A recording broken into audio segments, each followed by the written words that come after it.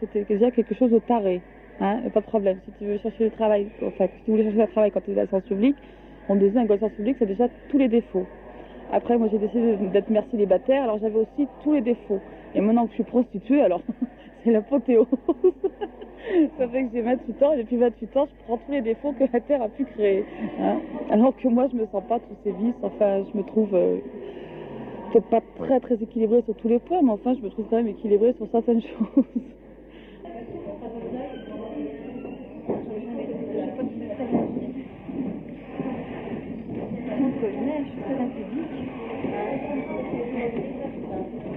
Bien compliqué pour les gens.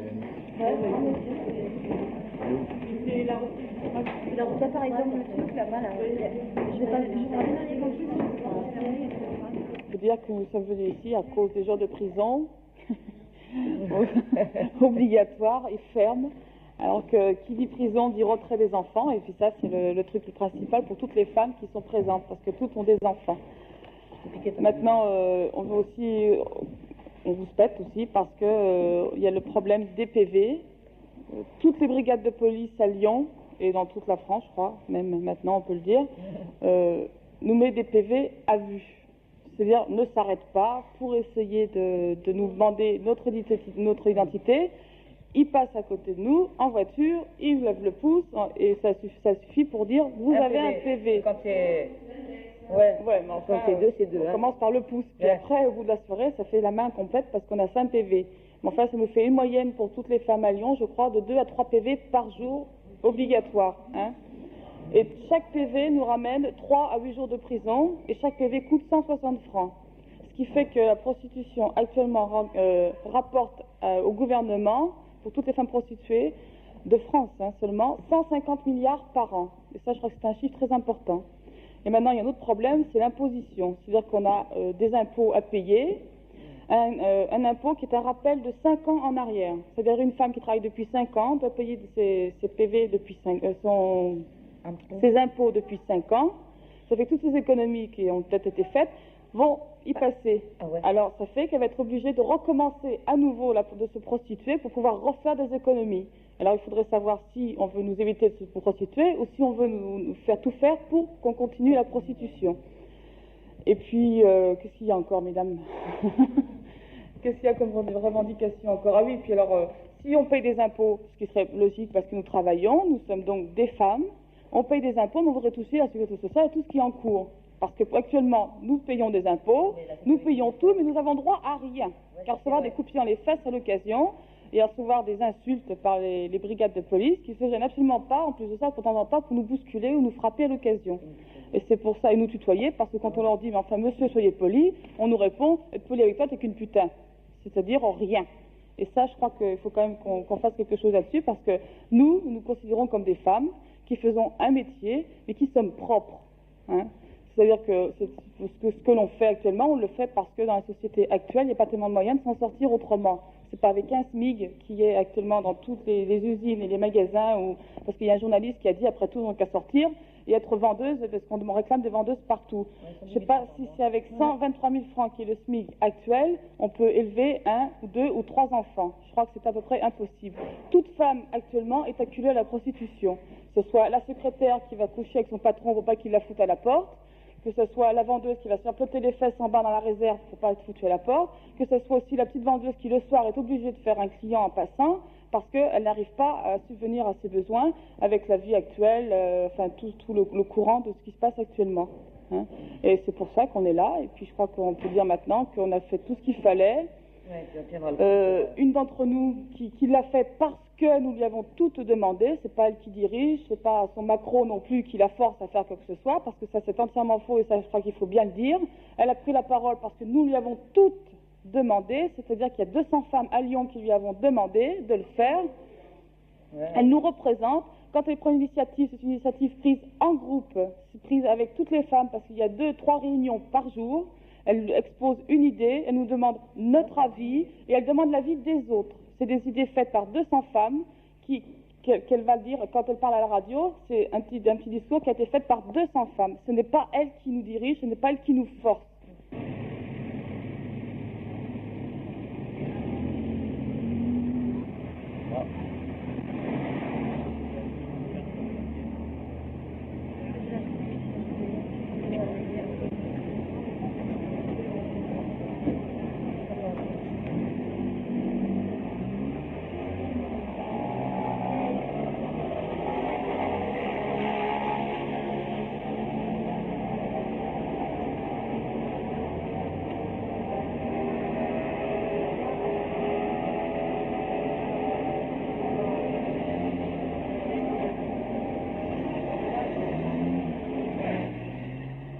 puis maintenant, bon, bah, c'est le cri qu'on a lancé sur les radios, c'est le cri qu'on lance dans les télévisions, c'est le cri qu'on lance partout, que toutes les femmes de France qui se sont concernées, même si ce ne sont pas des prostituées, mais toutes les femmes viennent nous aider dans toutes les églises où il y a des prostituées, qu'elles viennent nous aider parce que nous avons besoin d'elles, parce que maintenant, c'est plus le fait que ce soit des prostituées, c'est le fait que nous sommes des femmes. Et que Mme Françoise Giroud refuse de s'occuper de nous parce qu'elle ne nous considère pas comme des femmes. Elle nous considère comme des prostituées, donc des putains, donc rien du tout. Et on nous dit que c'est M. Poniatowski qui doit s'occuper de nous. M. Poniatowski, pour l'instant, ne veut pas s'occuper de nous parce que ce n'est pas non plus son problème. Alors, c'est le problème de personne. Alors, on voudrait que quelqu'un prenne la parole et nous mette au courant en nous disant à qui ça regarde. On ne sortira pas tant qu'on n'a pas obtenu des résultats. Très haute en étant femme et mère. Et pas en étant un sexe et un bas-ventre que les types attendent dehors pour leur sauter dessus. Ça n'en est pas question. Avant tout, nous ne sommes pas des vicieuses, hein, parce que c'est le client qui nous propose, c'est pas nous qui lui disons nous allons faire ci ou ça. Donc, je pense que le vice, c'est pas tellement dans la prostituée. Il n'y a aucune d'entre nous qui grimpe au mur parce qu'il lui manque des hommes, hein, bien au contraire, je crois que tous sont laissés décontractés là-dessus. Il n'y a aucune de nous qui se roule par terre parce qu'elle est droguée. Il n'y a pas une goutte d'alcool dans l'église. Donc nous ne sommes pas ni des vicieuses, ni des droguées, pas des nymphomanes non plus, et pas des alcooliques. Voilà. Hein. Et ça, je crois qu'il faut quand même que les gens le comprennent. Seulement, il n'y a qu'une chose que toutes ont un souci, c'est leurs enfants. Hein. Et ça, c'est le premier problème. Nous sommes des femmes et des mères. Et tant que l'on ne pourra pas sortir avec cette idée que les gens ont enfin compris ce que nous étions, on ne partira pas. Et puis là, on en a assez aussi d'être exploités par l'État. Ben oui, ils se servent de ça, parce que d'abord, ils l'ont dit, la télévision, donc le jour des dossiers de l'écran, nous leur prenons de l'argent pour qu'elles ne le donnent pas aux proxénètes. Seulement là, il y a la preuve sûre et certaine que les 3/4 de femmes de prostituées en France à l'heure actuelle n'ont pas de proxénètes. Ben oui, ça c'est une jalousie, oui, une jalousie du gouvernement, parce que c'est le gouvernement qui nous prend nos sous. Ah oui, mais c'est un proxénète, c'est le plus grand proxénète, ça, il n'y a pas de problème. Et non, parce qu'on ne peut pas, n'est-ce pas? Puis tout l'argent qui rentre dans ces caisses, c'est de l'argent qui n'est pas déclaré. Hein? Mais c'est l'argent qui tourne, c'est de l'argent qui lui sert. Mais c'est de l'argent que les pauvres gens qui sont acculés aussi à payer leurs impôts ne savent pas qu'il y a dans cette caisse 150 milliards qui rentrent par an. Alors maintenant que l'on va payer des impôts, et ça va être combien? Ça va être une fortune qui va lui rentrer, ça va être quelque chose d'incroyable. Hein? Alors, voilà, oui, c'est ça. Notre argent sert à colmater toutes les petites fuites qu'il y a à droite à gauche. C'est avec notre argent qui n'est pas déclaré, donc personne ne connaît la source, qui hop, on le met un peu partout, et puis ça sert. Puis je crois qu'aussi, il faut dire une chose, que l'argent des prostituées sert aussi un peu aux élections. Hein. C'est avec l'argent des prostituées qu'on paye les affiches. C'est avec l'argent des prostituées que un tel peut parler en tribune. C'est avec tout l'argent des prostituées sert pour ça. Et je crois que tout le monde le sait, mais personne ne va en parler non plus. Personne ne veut soulever le couvercle, ne serait-ce qu'un tout petit peu, parce qu'ils ont un peu peur de la vapeur. Hein. Alors nous, maintenant, on en a marre, et on va prendre le couvercle à pleine main, et on va l'enlever complètement, et tout va sauter. Et puis je crois que nous aurons acculé à en arriver là.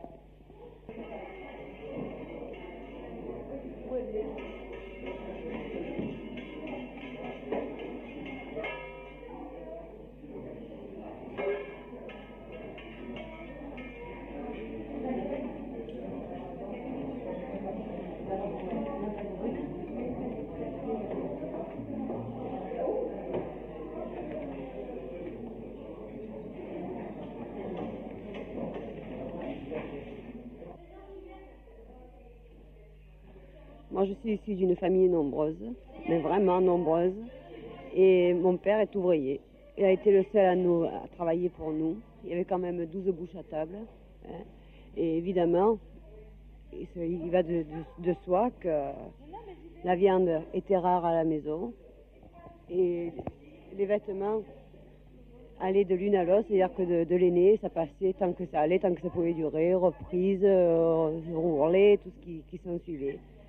Bon, moi j'avais quand même un groupe d'amis à l'école qui étaient aisés, dont les parents avaient quand même les moyens, et elles étaient toujours bien habillées, les cinémas, les balles, tout ça, enfin, on ne pouvait pas dire qu'elles étaient à pleine. Mais moi de les voir, je préférais dire non, j'ai pas envie de danser, non, ce film me plaît pas, je cherchais toujours une excuse parce que je ne pouvais pas me le permettre. Bon, comme tant de personnes... J'ai essayé, parce que évidemment n'ayant pas l'âge de pouvoir travailler comme tout le monde, bon, je gardais un petit, ou je faisais les ménages chez la voisine quand je n'avais pas classe, enfin ainsi de suite, pour pouvoir me payer au moins le bal, car j'adore danser. Et à l'âge de 18 ans, je suis partie de la maison, comme tant d'autres filles. Là, j'ai eu des déboires quand même assez importants. Et je travaillais avec une camarade qui, elle, avait 2 enfants, qui était divorcée, et qui m'a dit, écoute, si tu veux vraiment te dépanner, moi je te présente des copains qui sont aisés, et tu les vois une fois par semaine, et tu passes 2-3 heures avec eux, et ils arriveront à te défaucher à ce que tu veux. Bon, j'ai dit, ma foi, de toute façon, 31-32, il faut que j'essaie. Et ça a duré quelque temps comme ça. Ça a été un copain présenté, puis ce copain m'a présenté lui-même un autre copain, et ainsi de suite. Mais comme je fais partie d'un petit village, que les gens commençaient à jaser, je ne voulais pas que le scandale retombe sur mes parents, j'ai décidé de partir. J'ai atterri dans une grande ville dont je ne vais pas dire le nom. Là, ça a été pareil, je me suis défauchée d'un endroit à d'un autre, jusqu'au jour où je suis tombée sur un contrôle de flics qui m'ont dit de quoi vous vivez. J'ai dit de quoi je vis, je me fais entretenir par quelques personnes. Ah, vous faites entretenir, donc vous vous prostituez.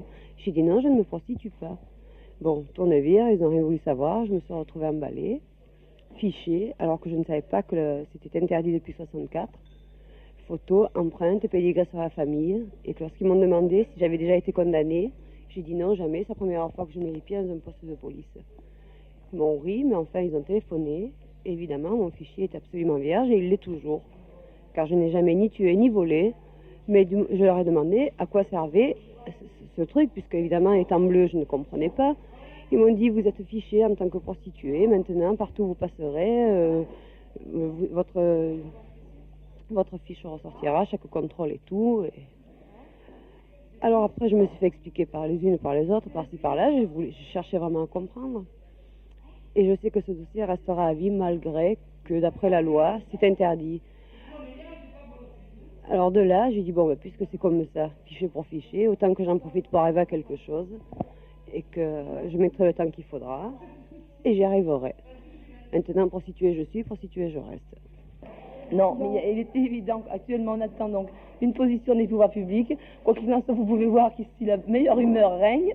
Nous, on est parés pour tenir au moins 3 semaines, un mois s'il le faut. Dans toutes les villes, maintenant, il y a du ravitaillement maximum. Il y a la cantine, il y a nos petits dortoirs. Qui nous apportent à manger continuellement, c'est de tout, même des fleurs qu'on nous apporte, on nous dit de tenir le coup à tout prix. Et ça, c'est formidable. Hein. L'opinion publique est aussi proxénète, ou alors client, il faut savoir. Il faut parler des proxénètes un peu là. Ah oui, des proxénètes. Parce qu'en principe, les gens, les proxénètes, alors il y a une chose qui est certaine. Il faut savoir d'abord ce qu'est un proxénète. En principe, un proxénète, c'est une personne qui profite de l'argent d'une prostituée. Alors si nous sommes reconnus comme des femmes normales, les pouvoirs publics qui crient, oh là là, on n'en peut plus, on a trop de proxénètes. Si on nous reconnaît comme des femmes normales, mais c'est fini, il n'y en a plus de proxénètes. Alors, seulement manque de chance, les pouvoirs publics sont tellement nombreux que s'il n'y a plus de proxénètes, ils n'auront plus rien à foutre. Alors, il n'y a pas à se mettre dans les placards ou sur les chaises, ils vont s'emmerder. Par conséquent, il faut qu'ils en trouvent encore. Et ça, c'est un prétexte. Pour taper, la prostituée est un prétexte pour, soi-disant, avoir les proxénètes.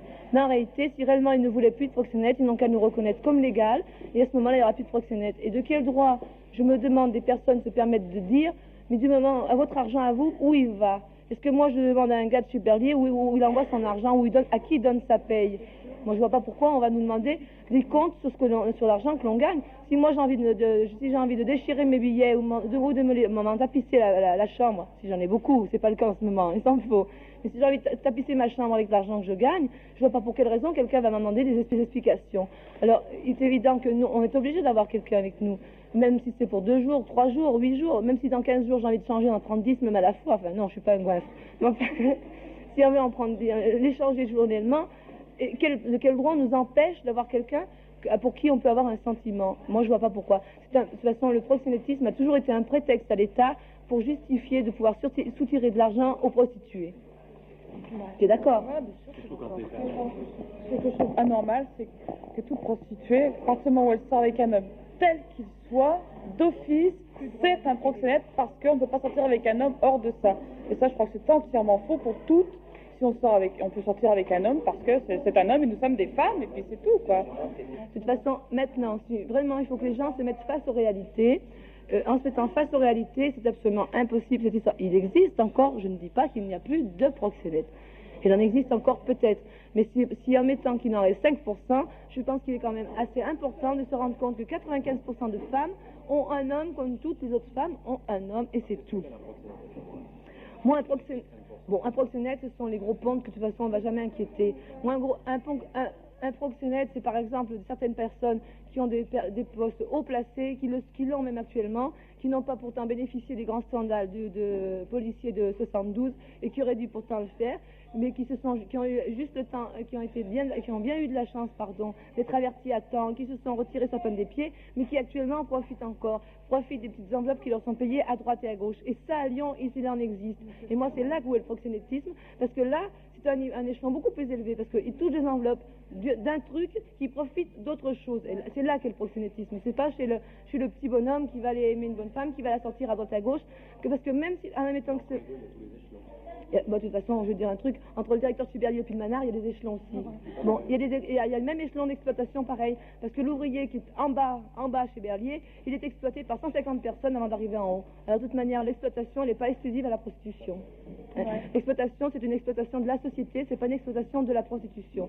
Moi, de toute manière, je dénonce complètement ce matraquage de la fille sous prétexte que c'est pour atteindre la proxénète, c'est pas vrai. L'État se donne bonne conscience pour matraquer les prostituées, de dire que c'est pour avoir les proxénètes. Et c'est tout. On est tous d'accord, non, les gens ne comprennent pas dehors. Et les gens devraient comprendre que si un jour on nous trouve bras dessus avec un mec, bon, c'est pas parce que c'est un proxénète, c'est parce que c'est un gars qui nous plaît. Peut-être que demain il nous plaira plus. Ça fait tant pis pour lui. Mais de toute façon, c'est parce qu'il nous plaît, un point, c'est tout. Maintenant, il est évident que si ce gars il gagne 200 000 balles par mois, que moi j'en gagne 300 000, si on met notre cagnotte en commun, il est évident qu'automatiquement il va profiter plus ou moins de l'argent que j'aurais gagné. Mais moi, de toute façon, toutes les bonnes femmes qui sont mariées, qui foutent rien chez elles, qui sont chez elles à ne rien foutre, tant mieux pour elles, c'est une politique qu'ils ont discuté ensemble entre couples, mais que le bonhomme travaille et ramène de l'argent. De toute façon, moi je connais des personnes mariées, légitimement, les gens honnêtes, dont le bonhomme n'a jamais rien foutu de sa vie parce que il n'a pas envie de travailler, la bonne femme va travailler, bon, c'est d'aller dans le ménage, on pose jamais de questions pour savoir comment ça se fait que le brave homme ne travaille pas, du moment qu'elle fait un travail honorable. Alors je suis désolée, la prostitution n'est peut-être pas honorable, mais c'est quand même un travail et un métier. Et de toute façon, l'honorabilité, on sait ce que ça vaut, on se demande où elle commence et où elle finit. Ouais, c'est sûr. Et puis de toute façon, maintenant, les gens, ils doivent comprendre réellement que nous sommes vraiment au bord de l'émeute à tout point de vue, parce que de toute manière, maintenant, il est évident que toutes les filles de France ont compris le truc, ont compris que de toute façon, les pouvoirs publics n'étaient pas systématiquement un gendarme, ça voulait pas dire la loi. Maintenant, c'est plus possible, le gendarme, ça n'est plus la loi. Le gendarme, c'est simplement la répression. La loi, maintenant, en ce moment, on se demande où elle est, et pratiquement, elle n'existe plus, parce que la loi, elle est tout à fait particulière pour tout le monde, alors que normalement, elle devrait être impartiale pour toutes. C'est que sur le proxénétisme, les gens du dehors ne savent pas ce que c'est. Les flics se rabattent sur un homme qui prend de l'argent, qui à l'occasion frappe une fille. Naturellement, comme elle vous a dit tout à l'heure, il y en a peut-être 5%. Mais on oublie de savoir, c'est que le proxénétisme, la loi dit toute personne vivant ou côtoyant sous le même toit qu'une prostituée est passive de proxénétisme. C'est-à-dire que si une mère vit avec sa fille qui est prostituée, elle est passive de proxénétisme. Si on vit avec une camarade, elle est passive de proxénétisme. Si on vit avec son frère, ou même seulement si nous côtoie, on est passive de proxénétisme. Toute personne est passive de proxénétisme. Alors on devrait parler à personne, vivre comme des chiennes, ce qui n'est pas possible dans la vie. Je ne me serais jamais prostituée si j'avais pas eu un événement grave dans ma vie qui m'est obligée, sinon, ou alors j'aurais fallu que je cambriole une banque. Mais de toute façon, je vais pas tellement bien costaud, puis là, de toute façon, ça va trop loin. Et si j'avais pas eu un événement grave dans ma vie, je ne me serais jamais prostituée.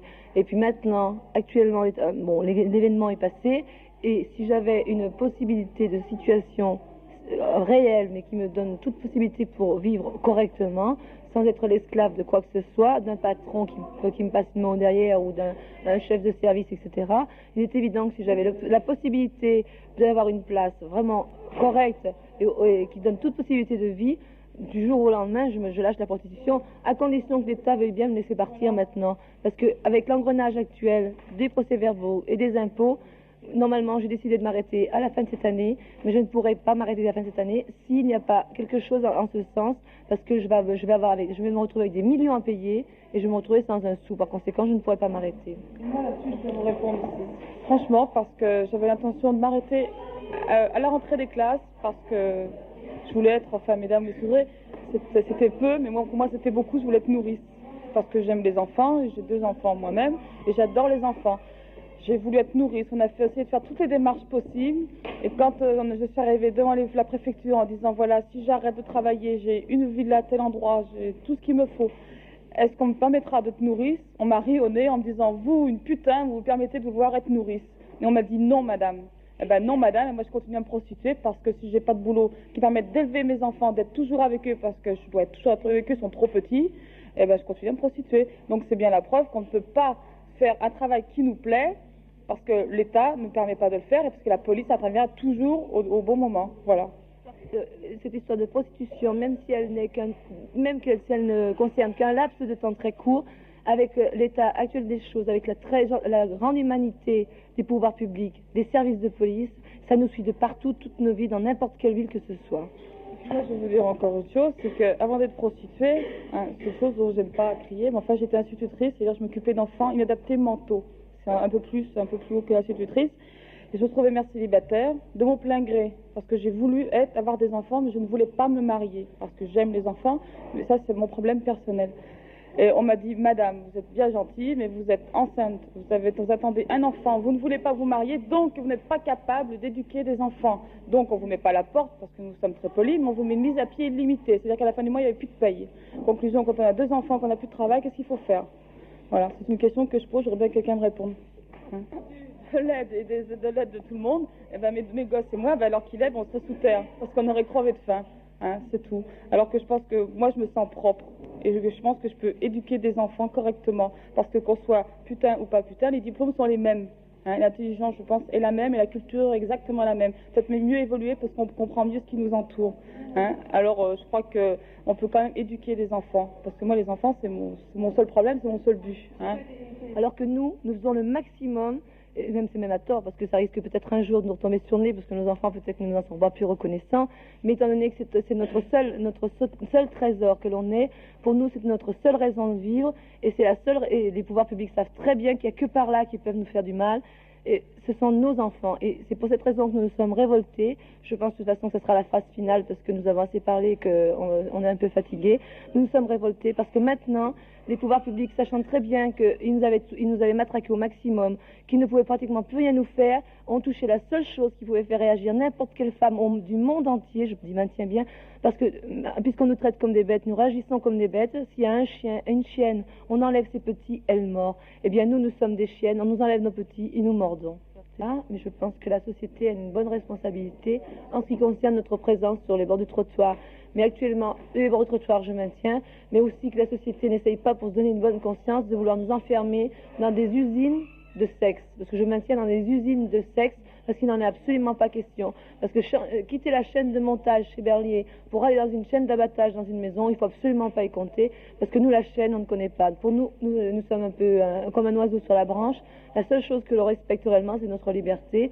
Et je pense que de toute façon, tout le monde veut être libre. Quand on pense qu'un monsieur Chirac, dans tous les azimuts, dans toutes les villes et dans tous les pays, prône la liberté chez tout le monde, avant de manger sa soupe, il fera un petit peu mieux de regarder dans son assiette. Je pense que c'est vachement nécessaire. Parce que la liberté, justement, c'est la seule chose que nous demandons.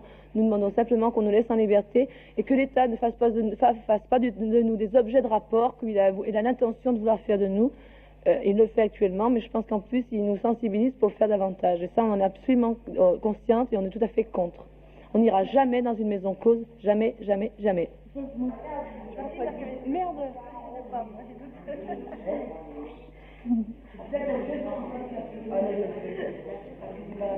Là, c'est bon.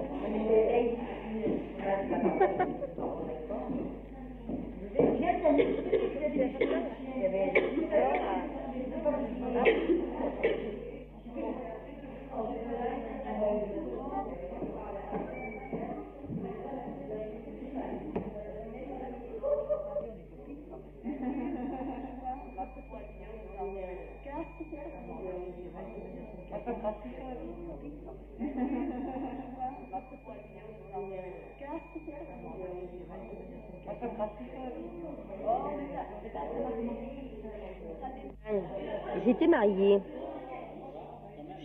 Puis ça allait pas. Bon. Je suis mariée à 19 ans, c'était plutôt pour foutre le camp de chez moi qu'autre chose. Pas que j'étais malheureuse, au contraire, mais je croyais que ça allait être mieux, que j'aurais fait ce que je voulais. Pas question d'aller coucher à droite à gauche, d'être comme toutes les femmes, hein, tranquille, ma petite maison et tout. Je me suis tapé 3 grossesses extra-utérines, les unes sur les autres. Et on ne s'attendait pas avec mon mari. Mon mari était sous-marinier. En 5 ans, je l'ai vu 1 an et demi. Bon. J'ai passé un Noël avec 18 centimes à manger du riz à l'eau avec 2 carrés de chocolat. Jamais une fois je me suis permis d'aller chez mes parents pour réclamer quoi que ce soit. Parce que c'est pas dans mon caractère. Hein. J'aime pas ça. Bon. Ça allait pas. On me fait la séparation. Comment c'est les premiers trucs qu'on fait dans un divorce? Séparation de corps et de biens. Bon. Sur ce, mon mari meurt dans un sous-marin. Bon.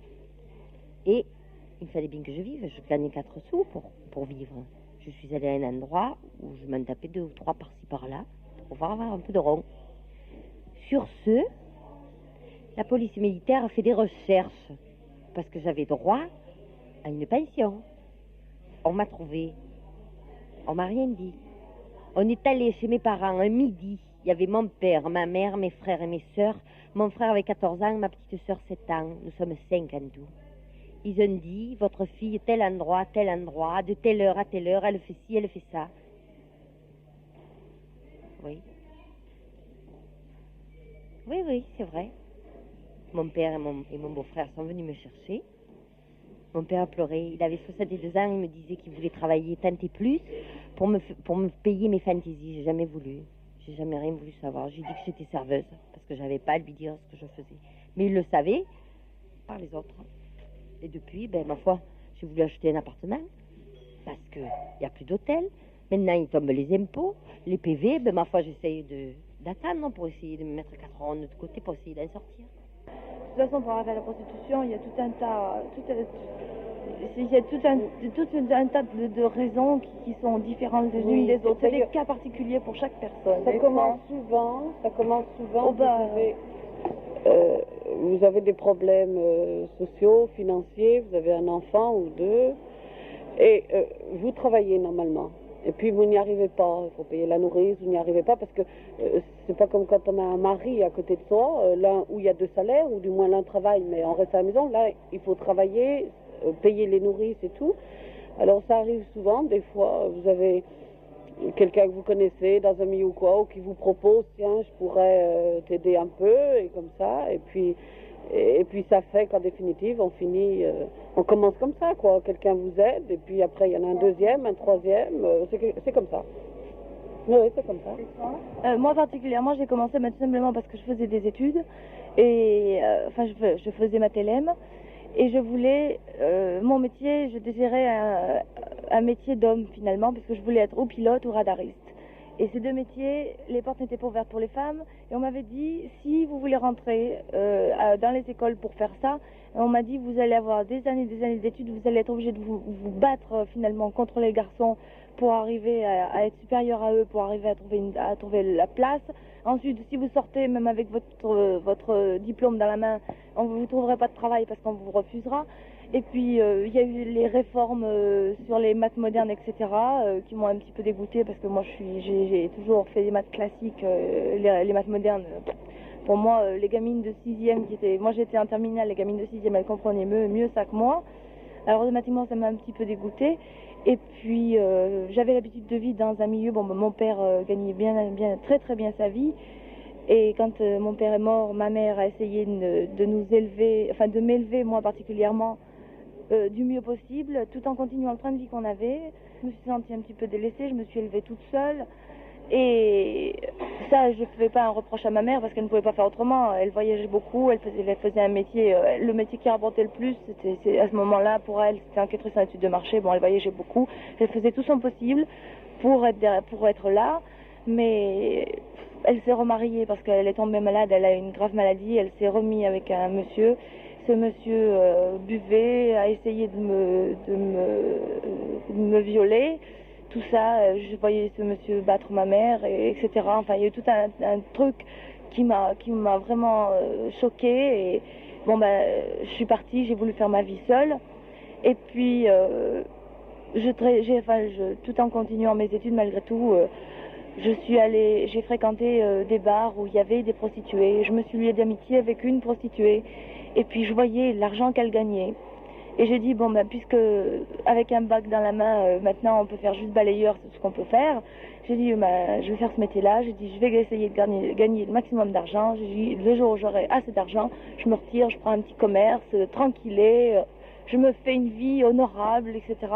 Et j'élèverai mes enfants d'une façon la plus digne possible, finalement.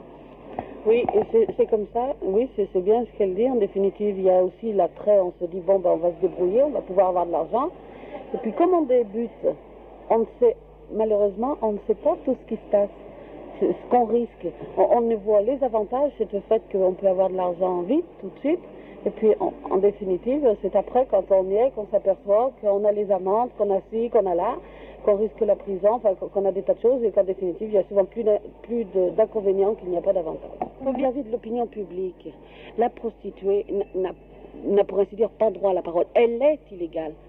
Vis-à-vis de la loi, la prostitution n'est pas illégale, mais vis-à-vis de l'opinion publique, même en ce moment où ils sont pour nous, où ils ont fait, enfin certains ont fait un mouvement pour nous, ils nous considèrent quand même comme quelqu'un à part. De toute façon, ils ont fait On n'y peut rien, c'est en définitive, c'est les principes, c'est les principes de la société. Mais vous croyez que ça changera? Ça peut pas changer si vite, mais pas si vite. Il faudra vraiment faire des mouvements. Maintenant qu'on a commencé, il faudrait vraiment continuer à faire des réunions, je sais pas, avec les journaux, à en parler et tout, pour arriver à changer l'opinion. Mais ça se fait pas en quelques jours, même pas en un mois. Hein. Il faudrait vraiment plusieurs années pour arriver à changer cet état de fait.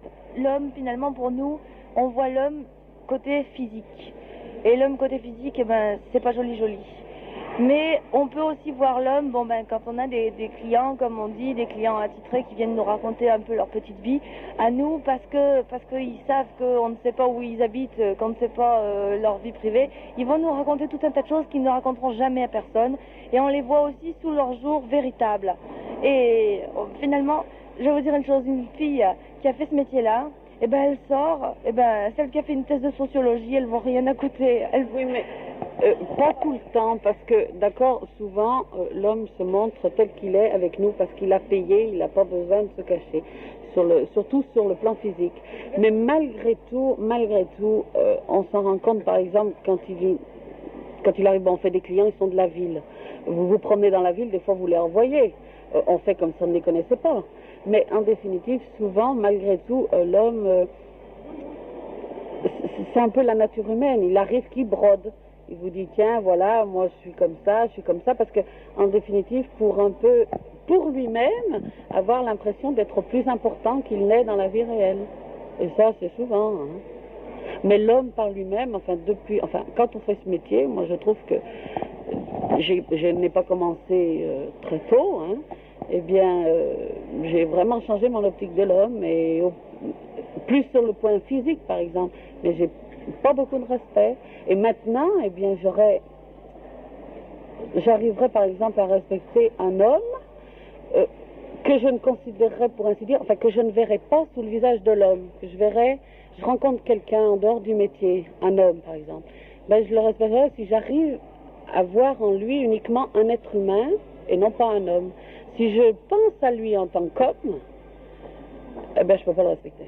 Bon, d'accord, nous on travaille, on prend l'argent. On n'a jamais pris un couteau et mis le couteau sur la gorge d'un homme en lui disant, viens, monte, donne-moi 100 francs. Tandis que le contraire arrive. Vous avez des hommes qui vous mettent le couteau sur la gorge et puis pour faire l'amour.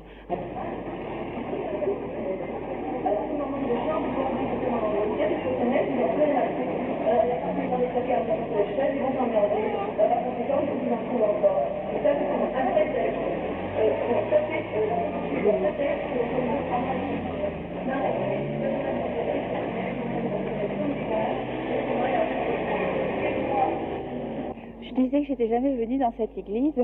C'est vraiment une drôle de circonstance pour venir la visiter. Je la trouve très jolie.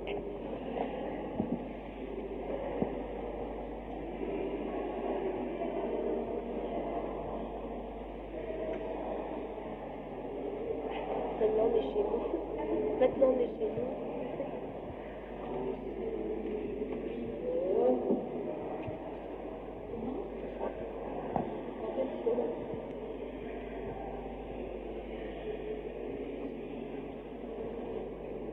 je suis arrivée à la prostitution parce que d'abord j'ai 2 enfants élevés. Je suis mère célibataire dans le plein gré. Hein. C'est moi qui désirais des enfants, je ne voulais pas me marier. Parce que je ne me sentais pas capable de toute façon de me marier. Et quand on est mère célibataire et qu'on a 2 enfants élevés, on est déjà considéré comme comme une putain. C'est-à-dire que les gens vous ne veulent pas ouvrir de travail parce qu'ils s'imaginent que s'il y a des hommes, notamment on va leur sauter dessus pour les violer. Et un appartement, on se dit, mais qui c'est vous allez faire venir, vous comprenez, on peut tellement avoir confiance, ici et ça. Alors j'ai décidé qu'après tout, plus tard pour plus tard, il valait mieux le faire. Et au moins maintenant, j'ai de quoi élever mes enfants correctement et dignement. Et je crois que ça, c'est à la portée de tout le monde, de toutes les femmes et de toutes les catégories de femmes. Et puis je crois que la prostituée, toutes les femmes sont appelées à se prostituer. Je crois que c'est quand même très important. Enfin, toutes les femmes, on arrive bien souvent à se prostituer, ne serait-ce qu'avec leur patron, leur directeur, leur mari, bien souvent. Parce qu'il y a beaucoup de femmes qui se marient parce qu'elles sont enceintes en disant il faut que je me marie, mais elles ne me disent pas souvent chouette, j'aime le garçon avec qui j'attends un enfant. Donc c'est de la prostitution à longue durée, c'est-à-dire à longue échéance, peut-être à perpète même.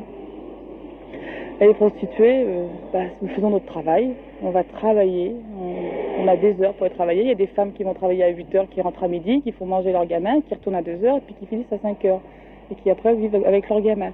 Il y en a d'autres qui vont la nuit, parce que la nuit c'est un peu plus facile. Il y a moins de gens. Les hommes qui traînent dans les rues, je pense qu'ils savent ce qu'ils veulent. On sait aussi ce qu'ils cherchent. Et puis, sorti de notre état de prostitution, on vit normalement. On vit comme toutes les femmes qui a sur la terre, sur la terre entière, quoi. On fait notre ménage, on fait notre lessive, on torche les derrière de nos enfants, comme toute femme qui... Enfin, il ne faut pas croire que la prostituée vit sur un très grand pied de standing. On n'a pas la voiture et le petit caniche avec les robes en lamé et en manteau de fourrure. Non, on vit chez soi, on est des mères de famille ou des femmes d'intérieur, mais on vit comme tout être normal, comme tout être humain. Voilà. C'est-à-dire qu'on est très très à cheval sur le respect des hommes avec qui on vit autrement. Et un plus petit geste qui nous paraît légèrement déplacé, la plus petite parole qui nous paraît légèrement osée nous fait tout de suite bondir et on se dit, on a toujours l'impression qu'on n'oublie pas que nous sommes des prostituées. On est beaucoup plus à cheval que les autres femmes, je crois, sur la dignité de femmes. On ne se permettra pas, si on sort dans une boîte ou si on sort n'importe où, de se faire draguer ou d'avoir un rapport de 24 heures avec quelqu'un. Je crois que chez la prostituée, on ne peut pas. Parce qu'on cherche quelqu'un et que l'on gardera tout le temps. On veut un homme avec qui on espère pouvoir rester longtemps, parce qu'on n'a pas envie de changer d'homme tout le temps. Ça, je crois que c'est très très difficile. C'est parce que nous avons besoin de beaucoup de tendresse, beaucoup de compréhension dans notre aspect de femme et de femme très féminine en plus. Et on est écorché de toute façon. Alors, c'est une écorchure, on met une goutte d'alcool, ça fait très mal. Et je crois que là, pour nous, c'est à peu près pareil. On est des écorchés vives, et puis si un homme, quel qu'il soit, nous manque de respect, en dehors du travail, attention, dans notre état de femme, je parle, on le supporte très très difficilement, beaucoup plus difficilement qu'une autre femme, certainement. Et de concilier les deux est parfois très très dur. C'est-à-dire que nous voyons les hommes tels qu'ils sont, parce qu'avec nous, ils ne se cachent pas. Et à certaines femmes, si elles voyaient leur homme...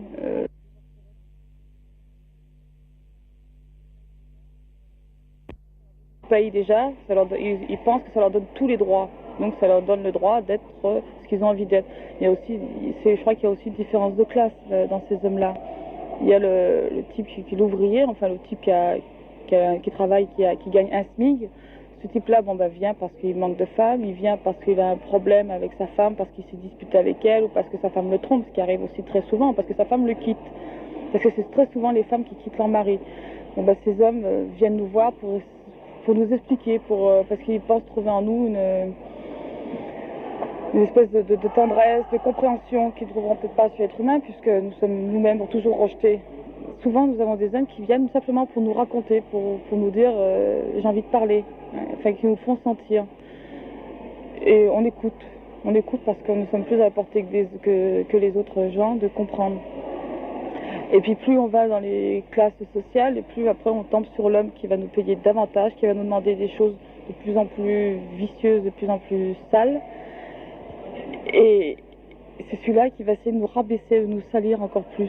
C'est-à-dire que plus il nous paye pour nous demander des choses dégoûtantes, et plus après il veut nous rabaisser à l'état de bestiaux, parce qu'il nous considère vraiment comme des bestiaux. Et ça, c'est une question de classe, de culture. Et puis il y a aussi des types qui viennent simplement pour discuter. Puis enfin, moi ça m'arrive très souvent qu'un type me dit, mais enfin, t'es pas valable parce que t'es pas la prostituée. C'est-à-dire qu'on doit être folklorique aussi, hein, on doit être vulgaire, l'homme voudrait, parce que maintenant nous sommes de moins en moins, mais l'homme voudrait que nous soyons vulgaires, que nous disions des obscénités, il voudrait qu'on ait des jupes très serrées, fendues, enfin la prostituée qui existait il y a 10 ou 15 ans. Maintenant, ce sont presque toutes des jeunes femmes qui sont prostituées parce que la société actuelle n'en permet pas de vivre et de pouvoir être à la hauteur de leur rôle de chef de famille. Alors donc, elles sont obligées d'en arriver là. Mais toutes ont conscience, enfin presque toutes, 90% je crois, ont conscience que c'est un truc à faire quelque temps, mais pas tout le temps. Alors, le client ne trouve plus dans la prostituée ce qu'il recherchait avant. Et puis il y a aussi des clients qui viennent nous voir en disant, mais qu'est-ce que tu vas nous faire? Et on ne fait rien d'extraordinaire, on en fait moins qu'une femme n'offre à son mari, ce qui est tout à fait normal, parce que on ne fait pas l'amour, c'est un acte que l'on fait. Hein. Une femme, si elle fait l'amour avec son mari, je pense qu'avec son mari, tout est autorisé. On peut tout faire en amour, rien n'est sale, à condition que ce soit avec son mari ou l'homme avec qui l'on vit et l'homme que l'on aime. Hein. Une prostituée avec un client ne peut pas faire ce genre de choses, c'est pas possible. Je pense qu'il faut avoir un sentiment pour quelqu'un pour en arriver là. Mais le client croit toujours qu'avec nous, il va obtenir quelque chose d'extraordinaire, quelque chose qu'il n'a jamais fait ailleurs, alors qu'il y en a beaucoup moins. Et ça, il faut quand même que les femmes le sachent. Un homme qui vient trouver une prostituée, la prostituée ne l'embrasse pas. La prostituée se laisse à peine caresser, c'est juste un contact physique. Enfin, c'est même pas un contact physique, c'est un soulagement. C'est un peu comme on va voir un gynécologue qui vous fait un doigté. C'est à peu près la même chose. Il n'y a rien d'autre. Ça, il faut quand même que les femmes le sachent, parce que les hommes le savent, mais les hommes ne le disent pas. Les hommes disent ce sont des vicieuses, ce sont des obsédés, c'est des femmes qui aiment ça. Alors qu'il y a très peu d'entre nous qui aiment ça, il y en a même, je pourrais se dire, vraiment pas. Hein. On n'aime pas ça avec le client, attention, autrement, surtout là, nous sommes des femmes comme les autres, des femmes qui sont attirées par certains hommes, comme toutes les femmes. Enfin, je crois qu'il faut aussi que je précise une chose, c'est que je n'ai pas tellement de tendresse et d'affection pour l'homme, parce que quand j'avais 9 ans, j'étais violée par mon beau-père. Alors ça fait que j'ai jamais eu de tendresse débordante et d'admiration tellement grande pour les hommes. Alors justement, mettant toujours l'homme quand même légèrement inférieur dans mon état de femme, je me trouvais très très dégradée de me vendre justement à un de ces hommes. Et après, je me suis dit, après de toute manière, tu n'as plus de choix. Si tu veux que tes enfants aient une bonne éducation, si tu veux t'en sortir comme il faut, il n'y a que ce moyen-là. Je suis donc venue à Lyon, et puis j'ai commencé la nuit, parce que la journée, je ne travaille pas, je suis pas assez vulgaire pour travailler la journée. Alors j'ai travaillé la nuit, et puis c'est comme ça que je suis devenue prostituée. Je voulais arrêter cette année, parce que je voulais être nourrice. Et puis nourrice, ce n'est pas question, parce que les services de police m'ont ri au nez en me disant, oui, putain, vous permettre d'être nourrice, c'est un rêve. C'est même plus qu'un rêve, pour eux, c'est de la rigolade. Conclusion, au lieu d'arrêter là à la rentrée des classes, parce qu'il faut absolument que je prenne mes enfants, parce que mes enfants souffrent terriblement de ne pas être avec moi 24 heures sur 24. J'ai encore 1 an à faire. 1 an, j'ai l'intention d'apprendre un métier. Au bout d'1 an, j'espère avoir un diplôme. Il y a aussi une chose qui est sûre, c'est que j'espère que la police ne saura pas dans quelle école je suis, parce que, évidemment, je pense qu'elle téléphonerait à l'occasion. N'importe lequel des services téléphonerait, par brimade, bien sûr, en disant que l'école allait être salie parce qu'il y avait une prostituée qui était en train de suivre les cours. Quand tu as l'inspecteur Ménard, qui est le commissaire principal de Villeurbanne, qui se permet de dire les gosses de putain, on devrait les crever à la naissance, je crois que ça prouve vraiment que pour la police en général, on n'est rien du tout. Maintenant, ceux qui sont incorrects, ceux qui nous humilient, ceux qui nous frappent à l'occasion, ce sont les habillés, c'est-à-dire Molière, Vauban, Bellecour, enfin tout cela, qui ont aussi l'ordre de nous mettre des PV. Alors eux sont en fourgon, eux sont en 4L, eux sont en vélomoteur aussi. Alors cela passe, cela nous tutoie, cela nous tape sur l'épaule, cela nous frappe à l'occasion, parce que ça m'est arrivé qu'ils me sont tombés à 6 pour me jeter dans le fourgon et me frapper. Ils se moquent de toi quand ils te relèvent le nom l'identité de tes parents, quand tu leur dis que tu n'en as pas. Ils ont un petit sourire et ils te disent parfois, mais on ne sait même pas d'où vous sortez, peut-être que vous sortez d'une poubelle, ce qui prouve encore qu'ils nous jugent encore pour vraiment moins que rien, comme si c'était de notre faute d'ailleurs, parce que moi je me sens pas responsable du fait d'avoir de parents. Hein. Et puis, ma foi, j'espère sincèrement que l'année prochaine, ce sera fini, parce que ça fait 28 ans que je lutte, ça fera 29 ans, et puis s'il faut encore que je lutte un peu, je pourrai plus.